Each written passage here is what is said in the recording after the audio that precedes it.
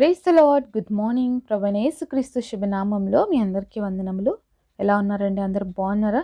దేవుని మహాకృపను బట్టి మీరందరూ క్షేమంగా ఉండాలని అనుదినం మీ అందరి కోసం ప్రార్థన చేస్తున్నాను. చిన్న ప్రార్థన చేసుకుందామా? పరిశుద్ధుడైన మా తండ్రి, నీ ఘనమైన శ్రేష్టమైన నామాన్ని బట్టి వందనాలు చెల్లిస్తూ ఉన్నాం ప్రభు. ఉదయకాల సమయంలో మీ సన్నిధిలో ఉంటున్న మా అందరినీ దీవించండి, ఆశీర్వదించండి. మీ స్వరాన్ని వినిపింపచేయండి, నీ చిత్తాన్ని తెలియపరచండి. భూమి మీద నీ చిత్తం మా జీవితంలో నెరవేర్చబడటానికి కృపనివ్వమని యేసు నామములో ప్రార్థిస్తున్నాం తండ్రి. ఆమేన్. ఈరోజు దేవుని వాగ్దానము విలాప వాక్యములు 3వ అధ్యాయం 32వ వచనం. ఆయన బాధ పెట్టినను తన కృపా సమృద్ధిని బట్టి జాలిపడును. Lamentations chapter 3 verse 32. But thou he caused grief, yet will he have compassion according to the multitude of his mercies. దేవుడు ఇచ్చినటువంటి అద్భుతమైన వాగ్దానం మనందరి జీవితంలో నెరవేర్చబడును గాక. ఆమేన్. ఈ వాగ్దానం చూసినప్పుడు మనందరికి ఒక ఆలోచన వస్తుంది కదా, దేవుడు బాధ పెడతాడా? దేవుడు బాధ పెడతాడా అండి? ఎంతమంది నమ్ముతున్నారు దేవుడు బాధ పెడతాడని?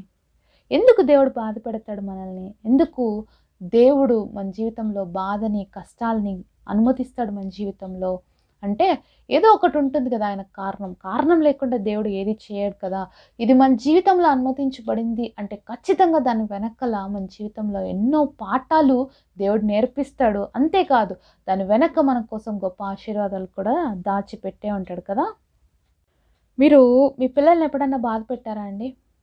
మీ పిల్లలకి ఎప్పుడైనా బాధ కలిగించారా, ఏడిపించారా? అంటే ప్రతి తల్లిదండ్రులు చేస్తాం కదా. మరి ప్రతి తల్లిదండ్రులు ఏం చేస్తారు? పిల్లలు తప్పు చేసినప్పుడు కొడతాం కదా, వాళ్ళు బాధపడతారు. వాళ్ళు కొట్టిన తర్వాత ఎలా ఫీల్ అవుతామండి? బాగా హ్యాపీగా ఫీల్ అవుతామా? లేదు కదా. వాళ్ళు ఏడుస్తుంటే మన మనసులో కూడా ఏడుపు వస్తుంటారు. ఊరికనే కొట్టినాను కదా, ఎందుకు కొట్టినాను నేను అని అనిపిస్తుంది. కానీ వాళ్ళు తప్పు చేసినప్పుడు వాళ్ళని కొట్టకపోతే, తప్పు చేసినప్పుడు వాళ్ళని సరిచేయకపోతే వాళ్ళు ఇలానే చెడిపోతారు అన్న ఒక్క ఉద్దేశంతోనే కదా పిల్లల్ని సరిచేయడానికి చాలాసార్లు మనం కొట్టడము, అరవడం, వాళ్ళని తిట్టడం చేస్తూ ఉంటాం. ఈ లోకంలో తల్లిదండ్రులైనటువంటి మనమే మన బిడ్డల పట్ల అంతగా మరి కేర్ తీసుకున్నప్పుడు, అంతగా వాళ్ళు ప్రేమించినప్పుడు మన పరలోకపు తండ్రి మన కోసం ప్రాణాన్ని ఇచ్చాడండి. మన పిల్లల కోసం ప్రాణం ఇమ్మంటే ఇస్తామో లేదో మనకే తెలుసు కదా. కానీ దేవాది దేవుడు మనందరి కోసం మనల్ని ప్రేమించి పరలోక రాజ్యాన్ని విడిచిపెట్టి ఆయన ఉన్నతమైన స్థితిలో ఉన్నటువంటి గొప్ప దేవుడు అన్నిటినీ కూడా వదులుకొని భూమి మీదకి నీలాగా నాలాగా ఒక సాదా మనిషిలాగా భూమి మీద జన్మించాడండి. మన వలే జీవించాడు. అంతేకాకుండా తండ్రికి విధేయుడుగా జీవించాడు. మరి ఆయన ఒక బలిగా అర్పించబడ్డాడు, తిరిగి మృత్యుంచేడుగా తిరిగి లేచాడు. ఆయన రక్తం వల్లనే ఈరోజు మానవులమైన మనందరికీ పాపక్షమాపణ వచ్చింది. ఆయన రక్తం వల్లనే ఈరోజు మనందరికీ కూడా పరలోక రాజ్యం వెళ్ళే అవకాశం వచ్చింది. అంతేకాదు మరి క్రైస్తవులమైన మనందరికీ ఒక నిరీక్షణ ఉంది. ఆయన పునరుద్ధానము ద్వారా ఏ ఒక్కరూ ఇంతవరకు చనిపోయి తిరిగి లేదండి. యేసు ప్రభు మాత్రమే మరణాన్ని, మృత్యువుని గెలిచి లేచినటువంటి గొప్ప దేవుడు. ఈయన సజీవుడైనటువంటి దేవుడు. కాబట్టి ఈ గొప్ప దేవుని మనం కలిగి ఉన్నందుకు దేవుని ఎప్పుడు స్తుతించాలి. దేవుడు కూడా మానవుడిగా జన్మించినప్పుడు మనలాగే ఎన్నో బాధలు గుండా వెళ్ళాడు, కష్టాలు గుండా వెళ్ళాడు, ఇబ్బందులు గుండా వెళ్ళాడు. ఎందుకంటే మానవుడు ఏదైతే ఫేస్ చేస్తున్నాడో అవన్నీ నేను చూడాలని ఆశపడ్డాడు కాబట్టి, ఎందుకంటే మనకి మాదిరికరంగా ఉండడానికి ఆయన కూడా మనలాంటి శరీరంలోకే రావాల్సి వచ్చింది. కాబట్టి కొన్నిసార్లు దేవుడు మనల్ని బాధ పెడతాడు. బాధ పెట్టినప్పటికీ కూడా జాలి పడతాడు. ఇప్పుడు చెప్పుకున్నాం కదా, మన పిల్లల్ని కొట్టినప్పుడు మనకి ఎంత బాధ వేస్తుంది, వాళ్ళని నచ్చినప్పుడు ఎంత బాధ వేస్తుంది, వాళ్ళు ఏడుస్తుంటే మనం ఎంత బాధపడతాం. వాళ్ళని ఏడుస్తుంటే మనం నవ్వుకుంటామా? లేదు కదా. మనం కూడా బాధపడతాం కదా. వాళ్ళని అరిచింది ఎవరు? వాళ్ళని తిట్టింది ఎవరు? వాళ్ళని కొట్టింది ఎవరు? మనమే. కానీ మళ్ళీ మనం ఏం చేస్తున్నాం? వాళ్ళ పట్ల బాధపడుతున్నాం.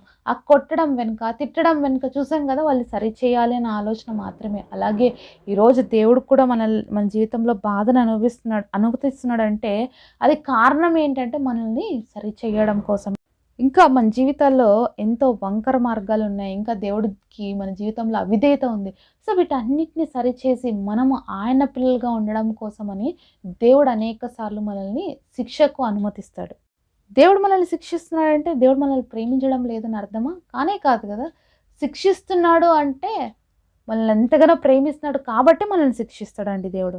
మన చెడు కోరుకునే వాళ్ళు ఎవ్వరు కూడా మనల్ని శిక్షించాలని ఆశపడరండి. వాళ్ళు ఎప్పుడు మనల్ని చాలా నైస్గా మాట్లాడతారు, చాలా మంచిగా మాట్లాడినట్లుగా ఉంటుంది.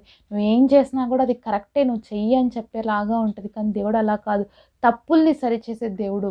మన జీవితాల్ని బాగు చేసే దేవుడు. అలా దేవుడు తప్పులు సరిచేస్తున్నప్పుడే, ఆ తప్పు మార్గంలో వెళ్ళొద్దన్నప్పుడే మనకి చాలా కష్టంగా అనిపిస్తది. చాలా వేదన పడిపోతూ ఉంటాం.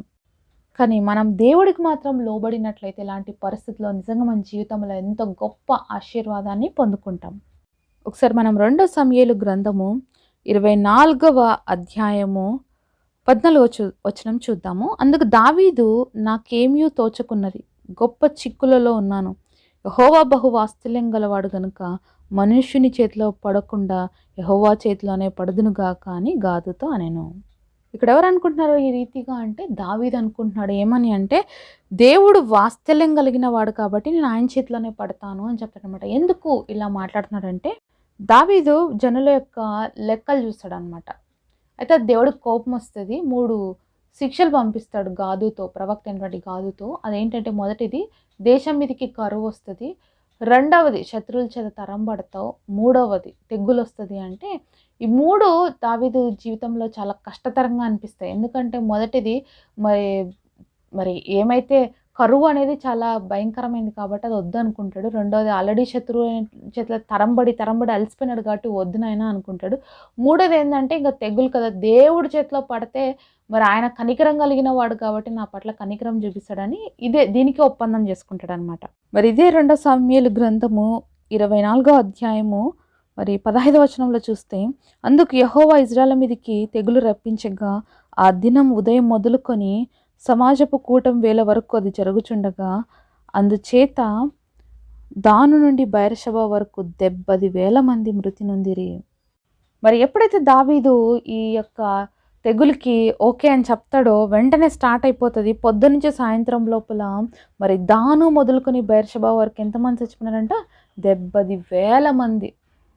ఒకసారి ఆలోచించండి. పొద్దున్నుంచి సాయంత్రం లోపల 70,000 మంది చనిపోయారంటే ఎంత భయంకరం కదండీ! ఒకవేళ కరువు వచ్చినా అంతమంది చనిపోతారో లేదో, ఒకవేళ దావీదు తరం పడితే అంతమంది చచ్చిపోతారో లేదు, కానీ దేవుడి చేతిలో పడడమే మేలు అనుకున్నటువంటి దావీదు జీవితంలో పొద్దున్నుంచి సాయంత్రం వరకే తట్టుకోలేకపోయినాడు. అంత భయంకరంగా అంతమంది చనిపోయారు. అందుకే భక్తుడైనటువంటి దావీదు అంటాడు, జీవం కలిగిన దేవుడి చేతిలో పడుట చాలా భయంకరం అని. ఎందుకంటే ఆయనకు అనుభవం వచ్చింది కదా! మరి ఆ మిగతా వాటికి అంతమంది చచ్చిపోతారో లేదు గానీ, నేను దేవుడి చేతిలోనే పడతానన్నందుకు మరి ఆయన ఒక్క రోజులోనే పొద్దునుంచి సాయంత్రం లోపలే అంతమంది తెగులు చేత మరణించినట్లుగా చూస్తాడు. అప్పుడు దావీదుకి చాలా బాధేస్తది. చాలా పశ్చాత్తాపపడతారు. అయ్యో! ఇంతమంది చనిపోతున్నారే నా వల్ల అని చెప్పేసి దేవుడి సన్నిధిలోకెళ్ళి ప్రార్థన చేస్తాడు. 17వ వచనంలో, దావీదు జనులను నాశనం చేసిన దూతను కనుగొని యెహోవాను ఇలాగు ప్రార్థించెను, చిత్తగించుము, పాపం చేసిన వాడని నేనే, దుర్మార్గంగా ప్రవర్తించిన వాడని నేనే, గొర్రెల వంటి వీరేం చేసిరి, నన్నును నా తండ్రి ఇంటి వారిని శిక్షించుము.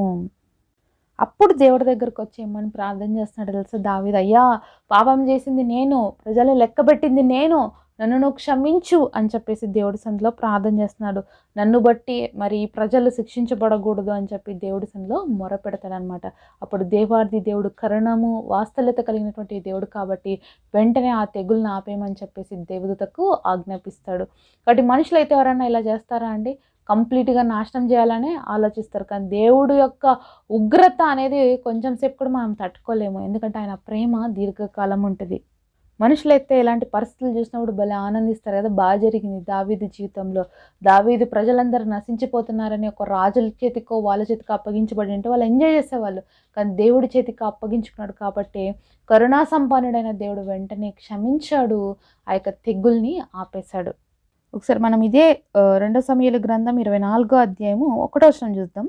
ఇంకొక మారు యెహోవా కోపము ఇజ్రాయేలు మీద రగులుకొనగా ఆయన దావీదును వారి మీదికి ప్రేరేపణ చేసి, నీవు పోయి ఇశ్రాయేలు వారిని యూదా వారిని లెక్కించమని అతనికి ఆజ్ఞ ఇచ్చాను. ఇక్కడ మనం చూసిన మాటల్లో ఎందుకు ఈ తెగులు వీళ్ళ మీదకి రావాల్సి వచ్చింది అనేది ఇక్కడ మనకు బాగా స్పష్టమవుతుందండి. ఎందుకంటే ఇజ్రాయేల్ వాళ్ళు ఏం చేసినారంటే దేవుడికి కోపం పుట్టించారు, దేవుడికి వ్యతిరేకంగా లేచారు.